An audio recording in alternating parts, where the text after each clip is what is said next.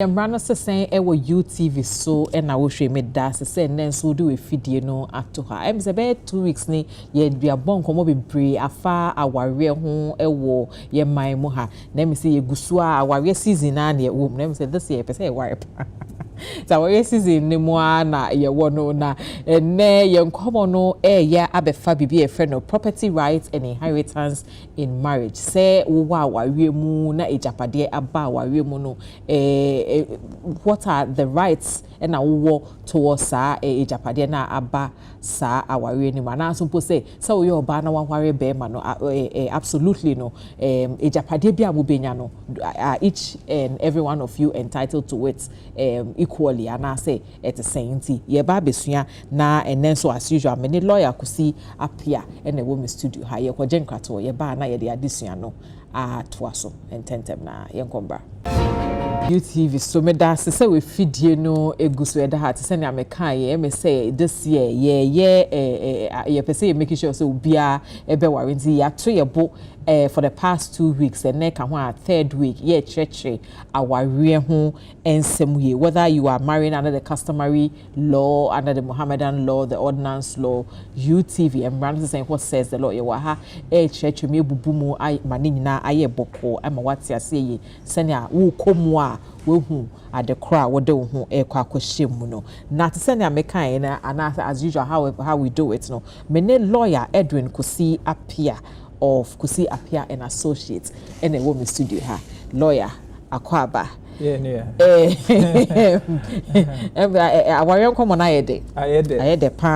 would say I had some of these conversations before answer, but I mean we are still in it and we are still going to make it work in tea. Share and then come no efa property rights and inheritance in marriage. Say muwa wari muno. Me person me tia say semeno efa sa aware kwan so automatically no bibia each and ebia wo ansa na wo be worry and as me wansa na me be worry and as ye share na in the course of our no na whether we each individually acquired it or we acquired it together no does it allow both of us access to those properties automatically in all the absolute sense me but automatically they no okay what we say uba be worry ebia uba no why you ejapade dida emra ne say ejapade bia wo ansa na wo be ware no eye wo nko awode even pose wo ware mu no say ejapade bi ba pe counsa en free aware no nhihye mu but emfa say bia wo papa free no de ne dan bia abechew eno nso eye wo nko awode so ebikura mfanze wadwuma bi a woye na wadwuma no omfa ne se wayire ho aye adwuma na oma be chewade eno de maybe obi be ka se oba no anabema no boao enti na wudnya asa abosode no but at least they met me akansi su pipa ne se ne oyeye ansana aware no ba ana se de wunyaye aye de be chewo ewa wari enum eno de wo nko awodea inti eba ne property a ye che ne sen ewo ye fe ne sen awari mu I mean I don't understand because me bisasa because you say marriage no and a fundamental way of a family unit. Yes. Is it coming say me ne wo ye share ya bomodie. Second yen so start ebusua foforo. Inti nkase say ya ba be one ana enkanya sa net. And there no kre inti aden na ijapade no enye say ya be one so I say ankrankron yes han ya ankrankron wo aware ni mu chechire mu yi. Ne no kre ne say at times ye ka ebusua eya na manfo fa ne say ebia ne ofa bia nhuye ne hi bi otie kurase bia wan shedan mobra bia obepe ne bre afa but ye ka busua ye de o ma meka ho ye de o papa ka ho ye de nuanum ka ho na enye nuanum nyina na ha adwen nuanum bi wo ho a omo boa ansa wo ba bedru bobra wa ba bedru no so enti no sa nipa nyina ye de omo ka busua ho enti no se wakwa ware a ebia even say you maame no papa no nua no mpo free ma bia na obi kura ehye wo sapomu nsuo kwaniansa bebre so ansa wo beye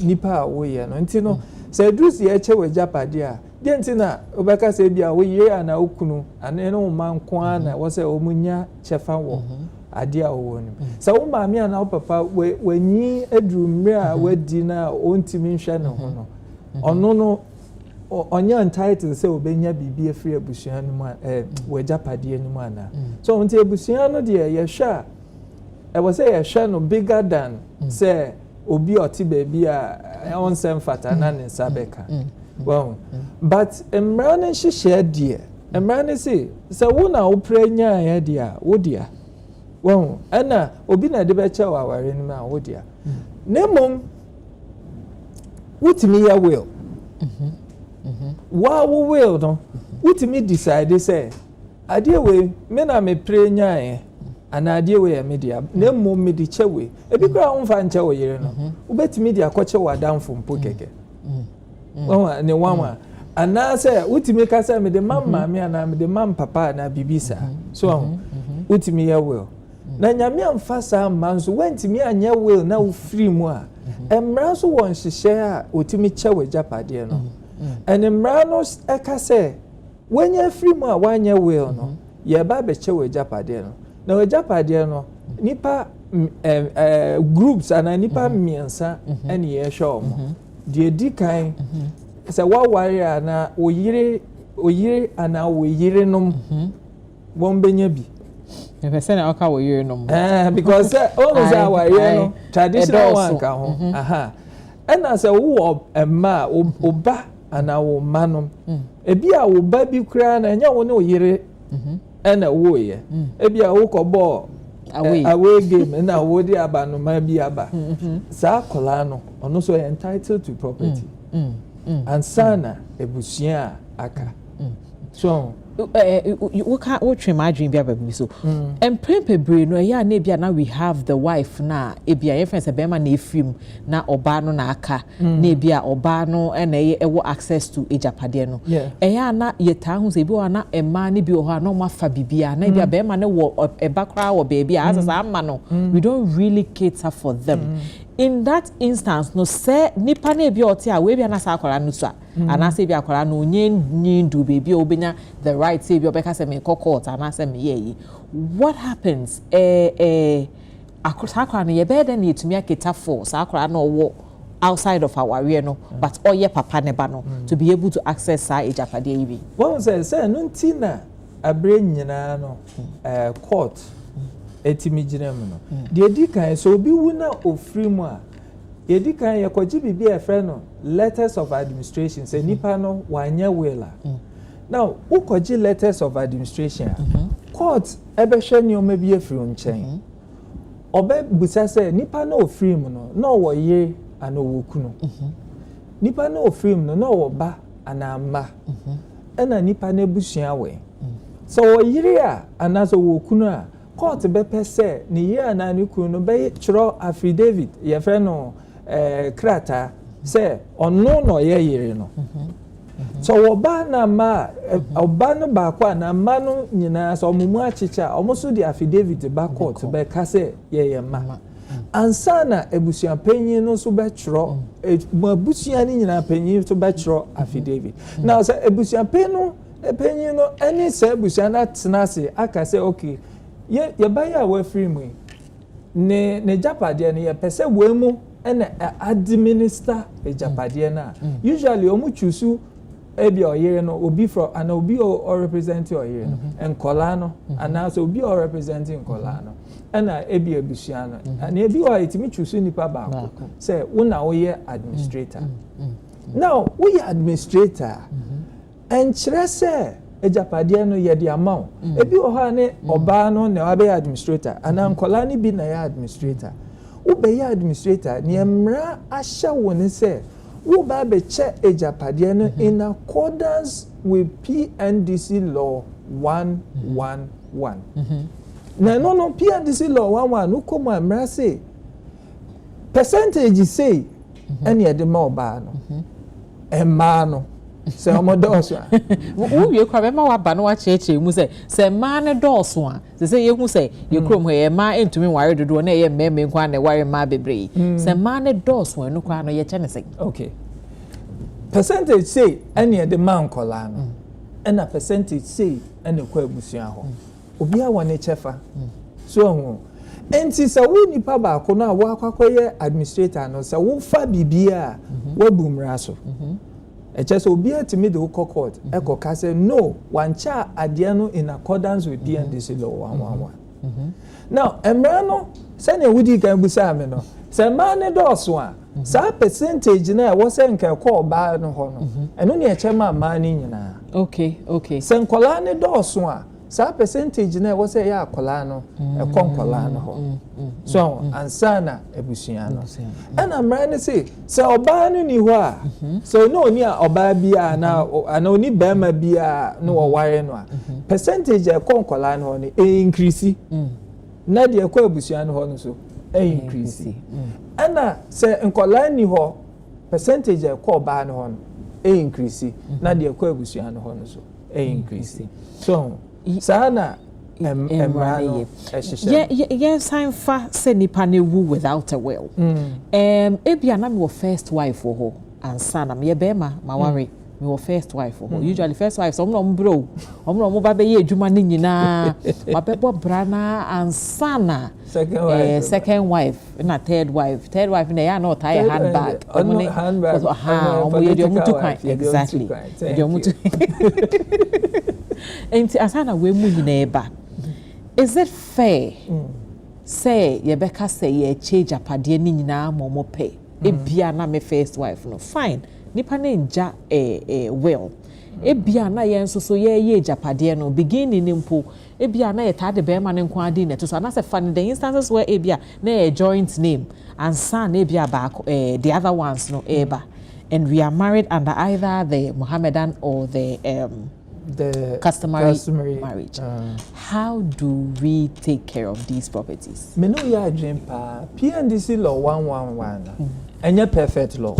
Nkofo bebre akọ ntokwa bebre because apart from question obusa ye no mpo no the other questions is say uka say busia na say ketua bi na ekwa busia no ho na fa ne say me mama a oya abrewa na me papa o ya akokora no dia na ode behwe no ona kitikiti bi na ye de ma ni de onya nso no ne abusia mu ni nyina na eche including whatever so ho enti no but PNDC law 111 so no ni enti amra ne de buy was that na do baby abusia nji bibia fa oba na be ma ni kun especially se be ma ni na ka oba na busia ba we ya ba ne dia no ma GBBia and Imran was just looking at especially protecting the women. So and intino osha problems kakra on but intina da ye too nkofo for as lawyers and they say make sure say obey your will abra wa hoden men ka say me ya will a me bewu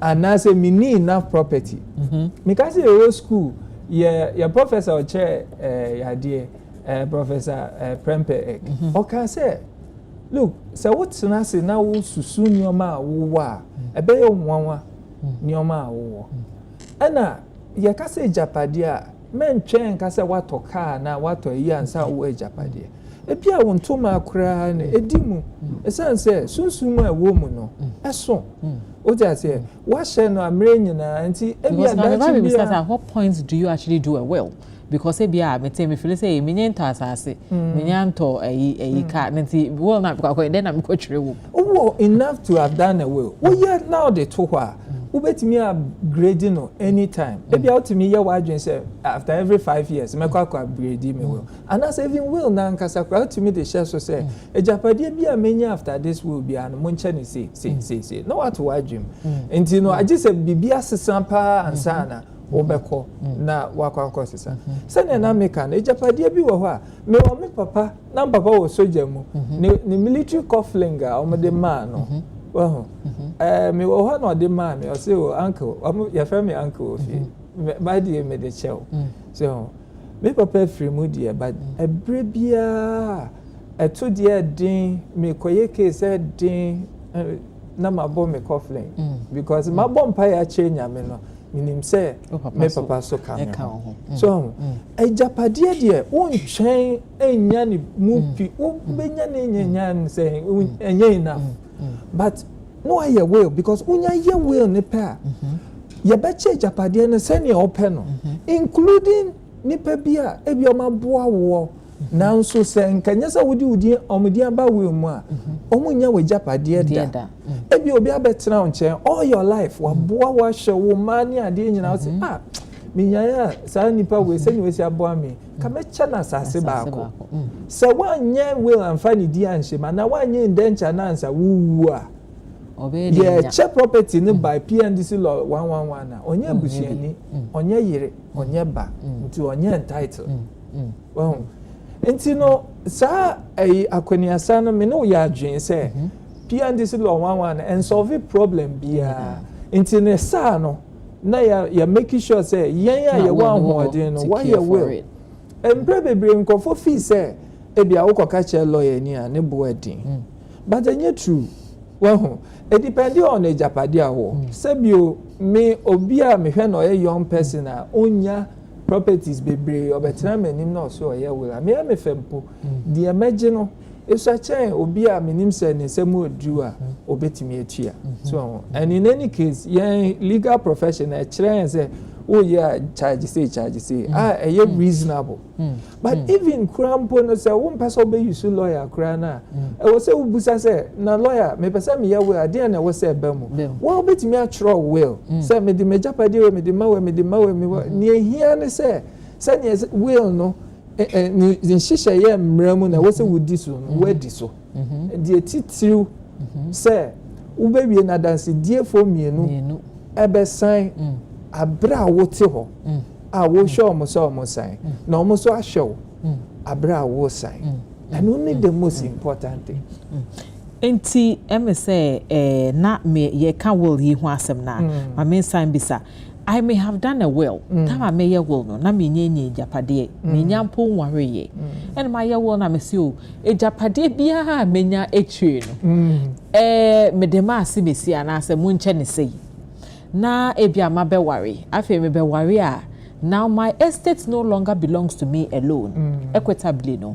it belongs to me hokafo a me ne wo ho in that case no how is the will plus ebia me uze na menka no no exactly ye de be ye ejuma meka kura expand your court say senate ni ade aka okay so what say se u ye wela wuntimi mfa ade anya odia emfa nche wo ho enti se wo ka se japade bia wo be ye no ye mfa ma we a emra ni susu se wo pa kire se ejapade a wo ho tumi so they say enti se wo ne we ebi a kire no yes I will no akọware and oni oba na bra I see dan a emra ne see dan no mumie no modia oh agi se wo betimi prove say oba no ne chefa ni in the sense say either say one contribute physically and say one contribute by other means emra the shisha say oh a contribution na wo nko a wo dia and no dey say utimi prove na egitum say wo nko a dia na you throw away or not ye year frame na mom say you only oba ne dia ene ye besusu say wo ne o throw away na wo pa kire say ye ti oba ne die frame a wo chefa na aka no ye mfa ma we so I say ne city anti that is how it will be construed okay na me can to say nyoma bi to say senate ebi obekọ senate na wa chiro ho say me free mu a me ba we yenye ni say na me mfa ni say minim say senate nko a emza senate na wakoya will na wo say o final will no say no yemfa emma me ba we anyenche me the question is the hena it should be respected senate for the most of the time mo ko mbeka just say o ye there near wutro ha but say if you are able to produce the will will need especially will need a year after we na a senate they have to respect your last wishes. Because I mean, yeah, okay, it's very true because a lot of times, no, snet no, we say Juma say for now. I'm saying we always call here national service now. No, at that point, maybe I need now and then and I'll bet you I know some people even write their friend's name at that point because open and them. You may never even visit that place ever again. Coming time maybe basis. So I think say no day may agree. But no sa multi-polygamous marriages now. Yen to make say ebe nke ebe ya nke bi ejapade bia esine kusi mo beye no anka mo fa edin ento so nea adwoa ene kusi beye no mo fa edin to so to avoid this ambiguity. So what me it is best because when me anya operation of the law no ebema ejapade na ebeche ne pepepe.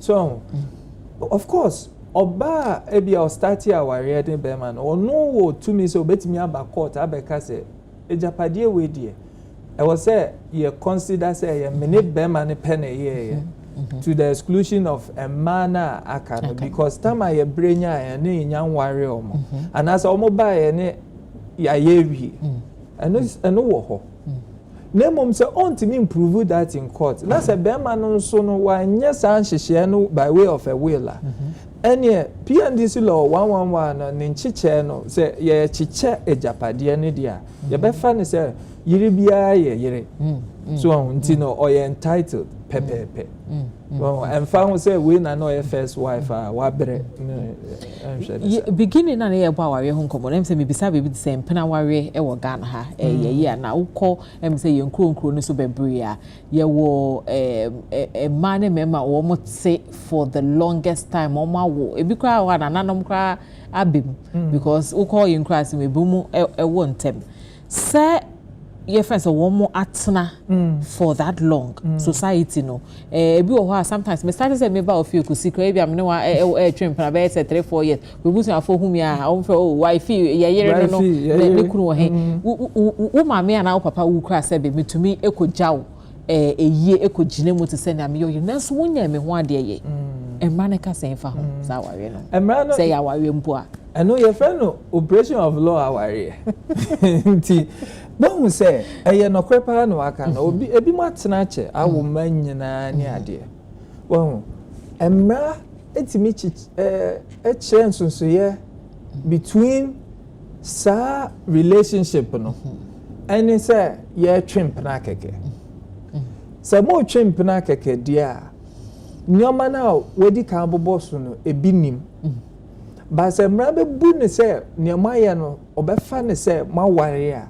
we na e wo say wo ho e wo say mumie no bebi amoko bia mumma amansan fi say maware ebi ama pamento ma ba ko Sunday makwa mo koye yi nso no ye bibi harvest wo church Mr. and Mrs. we na makobo ebusia ene namfo nyina nim say sana moti moya oyire ni okunu obia uko area mu ho say papa ene yire na ekono ni ade wa so timi my wife ni sani o man no emra ni say mummy e man dey o mutan ka my wife o say my woman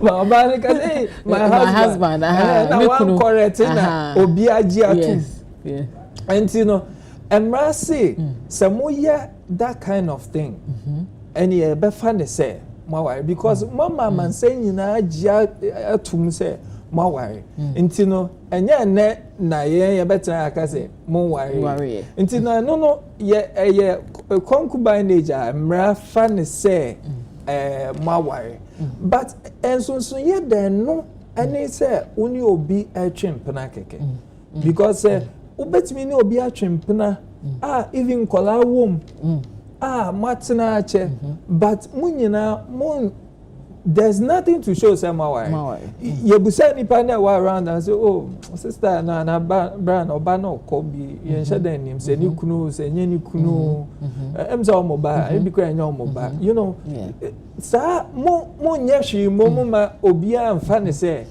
ampa mawai a eno ebe din say mra beka say eno mawai enti no Debi a chair mu insansu so ye na lawyer ma this is something I personally privy to.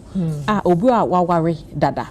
Minim say ya can say your friends say obi worry under the ordinance say but I just want to look at whether the law makes any provision for worry.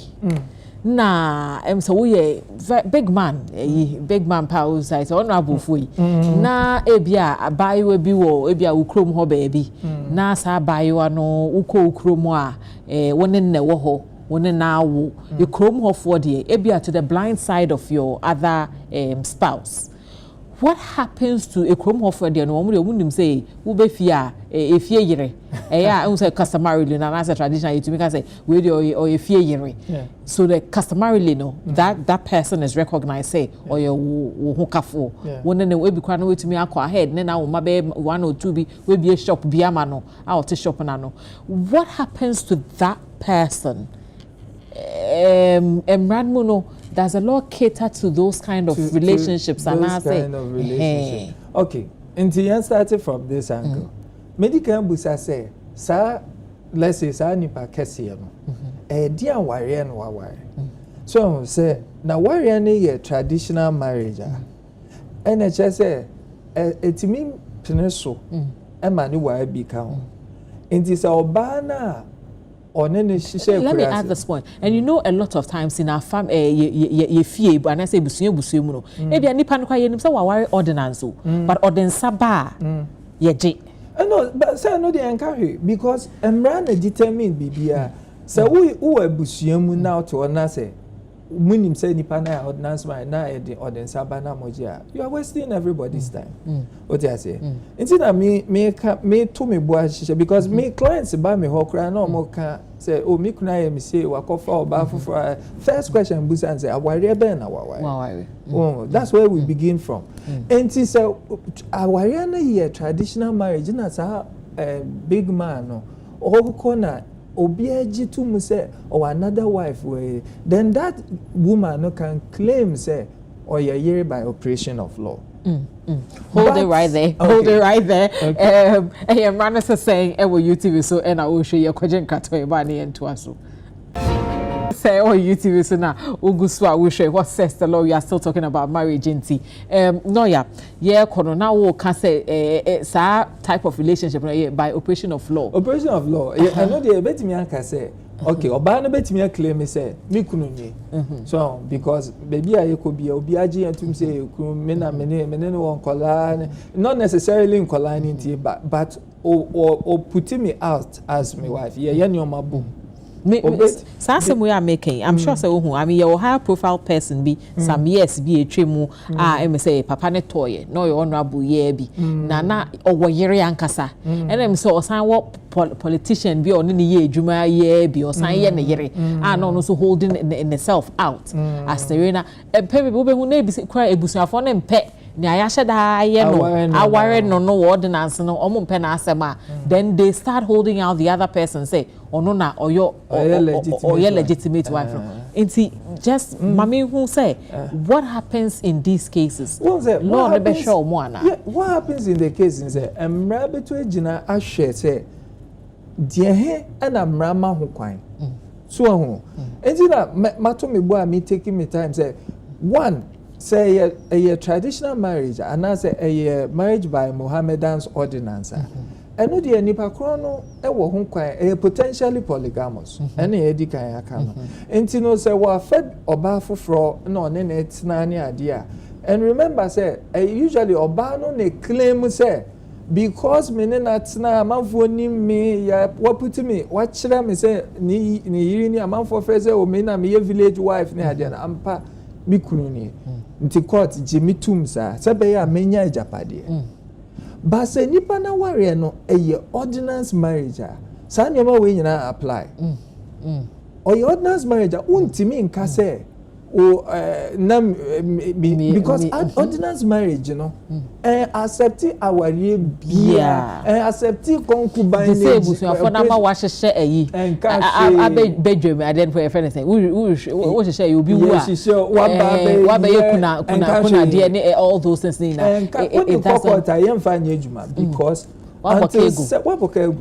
until says ordinance marriage in a gu ya pipa bibia no nipa no only power to marry anybody else. And by operation of law therefore yentimi nka say na one wo hyehyɛ ho enti no ye be foul say because the court for the court to admit that na court na pa kire say ordinance marriage no etimi ma ho kwan Emma nipa ni wari mienu. The court will never make that. Let's look at ene ase ni bia beya yakoye dem. Enkrofo to make us say okwa brocho mo friend civil partnership say no in marriage. Until maybe we are together. I don't know say Ghana had will be a friend civil partnership. But then we may be together. Be together.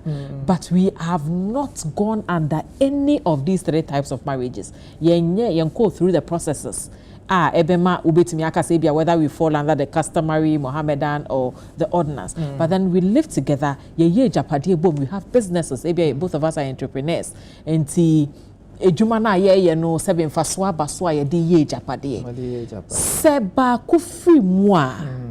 Sa japadi. So how do we categorize them? And why one echo? Say come let's live together. Come let's do business together. Accidents wo we one crime so ube one yarimpo mama andwen say ube ebi a ukoye na wamba. One say wo ho kwan say ubetna in the manner we describe a civil relationship in ade. But say ubenya kwanya e wo bi ejapade mu a agi say wo ye ne yire wo ye ne busua. And now we are neighbor. In total, we are nebusia and now we are in our heads, we will marry in future. Not yet. Maybe we are waiting to buy the private jets before we marry, so that we can have our wedding in the sky. In the sky. Yes. So we are laboring. And you know, we need status me and sanya onya ye onya busia onya ba and as a on farmer by whaler untiminya. And it's a one in a net, and I'm more planning and we business together. Question is, some more year business in a company name, and a Japadiano say a company, dear. And the no and far marriage, you were caught in Shisha, this share Japadia because a Japadia or company, no shares in our company determine a Japadian. So, no mom say, Opesa Oka say, oh, yeah, then we are toy. And you know, mene natina mre bebewe na mpese yemfa tada na chefa mamia. And you unya ho kwan because unya ne yire. And multina as a civil person, you are not and yes we claim mpo by cohabitation no wabeda ne yire. We say oh yeah there yetina keke ni business together. That will not be recognized. You will not therefore be entitled to any of Nipani property except wood unya from association now.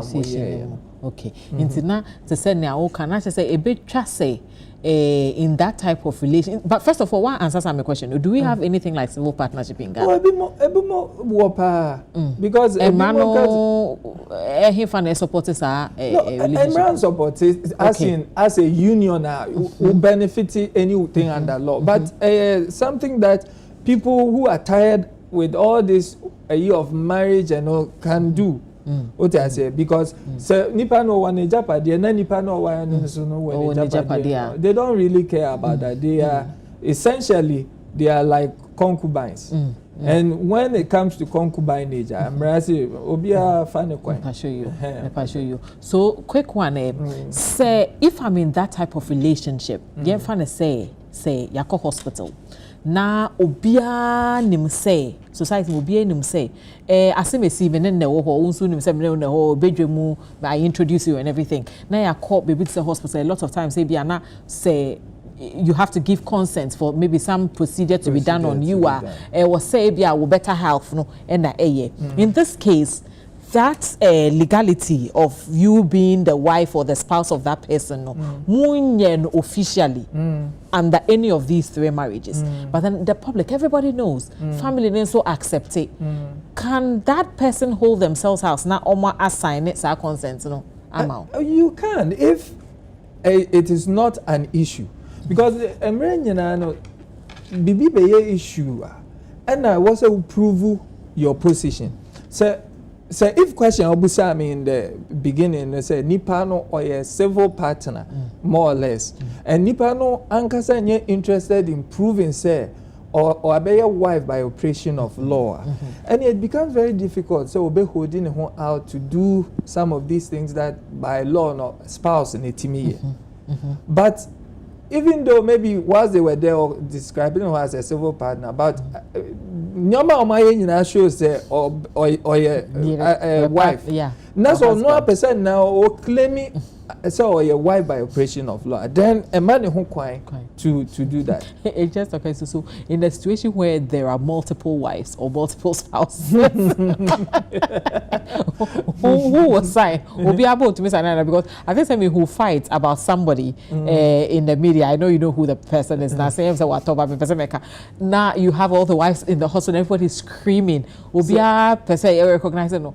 I mean, how do you go about it? Like, in that situation, no, which of the wives is entitled to? Do we say succession? That does the law give more recognition in terms of the succession of how the wives came in order? And I say, now equal rights. I think, Bibi Sano, it will depend on why Nipano on trail. So one sure. That's onye in a position to give her.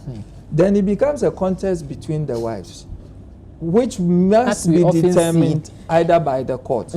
Because normally in Kobia Bekasenka, elderly wife should have precedent. Because in fact, wama hu kwan kra ma adesaba. However, say if no nene nya fine, ene bia the younger wives no na nene oni omo ye fine no mo na na ehwe no, it now becomes a contest. You know, some of these things it will have to go to the court to determine what has to be done. And now say if the hospital has a discretion to say any spouse can sign, depending on whatever medical emergency has to be performed, they can procure one of the spouses who any of the spouses to be able to do that. But my question and I may be say, in these polygamous marriages, does the law have special privileges for the spouses in order in which they come? Because definitely, say Kusi, who are 2020 now worry back. Then you wait 2020, like 5 years later, now I worry another one. Now what 10 years later, so now be worry another one. At each point, be a sebe the number of years at the back on what's nano. I don't know what brache and what bre we use no more. Asana, your friend say handbag no beba. But you say handbag me talk no 2014, but every day be a michi. And I may talk about 2010, michi no once a year. And no dear. One abre. I just want to establish this. I say, does the law give like that recognition to who came first in terms of the succession of the marriages when it comes to the Mohammedan and the customary marriage? No, a wife is a wife. I can understand. So if recognition now work if work in terms of property, and I midi can say a property, Obano can always argue in terms of that property and marital rights. No, but marital rights, who is to determine? What I say? To say that if you only way at Ache, and she made him happiest, may be contentious because Obisobeka say and can enijim kwa and can identify why it become. Well, and those things you can't go into it. But if you want to say an issue of property, then the elder ones or the older one or the earlier ones can argue that these properties were made by all of us before this one came. But then the law doesn't. Me person say, do we have a law backing that? No. Because there's no what I say, can I go and argue in law? Say me ba hodom say okay, papa ye we e bia na make say no mo ye ne ho e na enim ne yere bi ba ko peni pa ho na na yere keto na pa so na say no e popular pa a obi enim no. Can I come under the law and say that because if you worry me first, second, third, maybe I should be entitled to this or that? No. You can't come and say because I have spent the longest time. Yes, you can say I have spent the longest time and therefore I was with him when he acquired this property as opposed to the others. That is a different thing. But to say that I have married him the longest time and therefore the property, maybe all of them were there when you made all the property, but you came longest and you say that I'm entitled to more. No. Okay. You can't. It doesn't work that way. You share family relationships and so Ghana has say. Na say be na media mete say say you penny be pa of the land. Aye na nim no two siblings from the same family. I mean, two siblings, obviously, they are from the same family.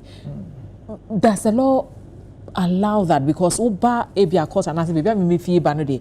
Lens and commission no can view necessarily way is no incest and I say, Bibisa. But Viemme Muhano, is it allowed, whether customarily, and I say Mohammedan ordinance, and I say your court ordinance, no? Is it allowed, say, people marry from the same family, say either cousins or sisters or your friends saying brothers in the Ubekambia? What was that? Yeah, man, Emma Quine. Yes, Shisha warrior, consanguinity, moja, so a share, sir, distance, no, and determine, say, our rebi wa ya bepeneso. Our rebi or hoswa yem peneso. So the closest I mean nimse ye mahukwan is the marriage of two first cousins. Well, it is not against the law. The two first cousins to say, wo Mr. Kusia Pia ya otehe, ne bia wo sister eba and na won so ba wo mumienu ebetumi aware. Okay. Say enye against ya mamria, then emrama hukwan. So the law itself does not prohibit. It doesn't. But if our culture does not, it becomes a bit of a problem. And you know, because of the Oka, sometimes the culture, the people's culture may allow something or not. What the law does not allow is the very close ones about family. The very, very, very close ones. The law does not allow it at all. You can't marry your father if you're a daughter. You can't marry your mother. You can't marry your siblings directly. You can't marry all of those. Bibeka say, I'm of age. I have the legal capacity. My dream would I'm a consenting adult. If I'm a consenting adult and then I choose to marry my sister and I choose to marry my brother, what's the problem? Well, say so kwani dia obi so betimi aka say me so me were right inti say me metimi akobokro no akombe bi. So I think it's all about yen nyina yen hyehyɛ de yen nyina ye just ye opinion was so ebi was so yen to say yeah criminal law when we were young. I think they stated somewhere say Papa be a Ghanaian Republic. Yes, oh, I ni yere mame, ni yere no mia. And then me Kaiser, yes, oh, the ni yere no cousins so ka ho said there. It's mom say no, I'm babono. We enti ase. Enti amode ne call a police station near there na. Yeah, I'm share criminal law. There was nothing criminal about what he had done. Until I'm charging him say breach of public peace or something like that because I'm going to so, but until say the culture no allow that's fine. But the ones that yang as a country mrano maho kwan is the direct ones my state you know say what state okay, because that's where na ka me paper na say ebia waka say ebia the direct ones say waka but way in the situation make us say where customarily no the laws no accept say bema ba ko betimi awari enuafo mienu we omo bema no at that time there was no law against that and awari enuafo mienu and okay we the kind answer we answer na ba at that time no even bema we me now say enuafo mienu na law no can the law be against that because omo enuafo mienu because Yeni law be a for me no on my worry. But they are sharing the same spouse. I stand to be corrected, but me hey, I don't know any law that prevented or prevents him say bia if akron say bia wa wire near we wa wire near we. Say if on custom no. So it means that customarily no it means that the law no penema mene enuanu mienu ho enware but nipa ba ko betumi aware enuanu mienu sana anyway sana but o share here time na so o share here they can fast no but o share here mrane say no untimi nya direct ones no untimi wire ba untimi wire mami untimi wire enuanu untimi wire wofa anything that the law did not state it is permissible anyway man say wo UTV so me say the aware series no and then ya end no me lawyer Edwin Kusi Apia of Kusi Apia and Associates na edi aware hu ejuma say ati aware sebium ti make case to say